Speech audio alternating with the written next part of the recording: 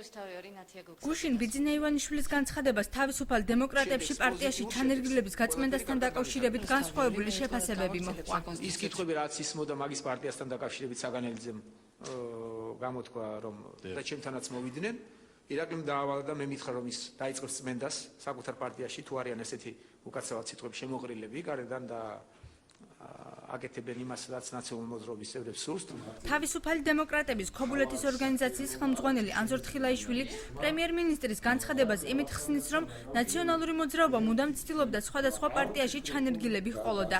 ანზორ თხილაიშვილის თქმით, ქობულეთის რაიონულ ორგანიზაციაში ჩანერგილები არ არიან და წმენდის პრობლემა არ არის.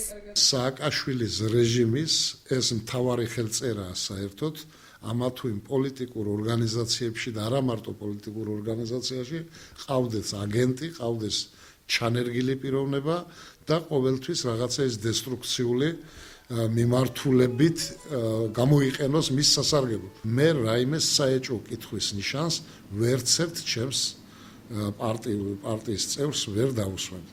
მაგრამ არ ვიცი ახლა სხვადასხვა რაიონებში, სხვადასხვა ამდენი რეგიონი ამხელა დიდი ორგანიზაცია არა გამორიცხული, რომ რაღაც უსაფუძვლოდ არც ბიძინა იტყოდა ამას ალბათ, არც დათო საგანელიძე. პრემიერ-მინისტრის განცხადებას და თავისუფალი დემოკრატების მიმართ დამოკიდებულებას არასერიოზულს უწოდებს ერთიანი ნაციონალური მოძრაობის წევრი პეტრე ზამბახიძე.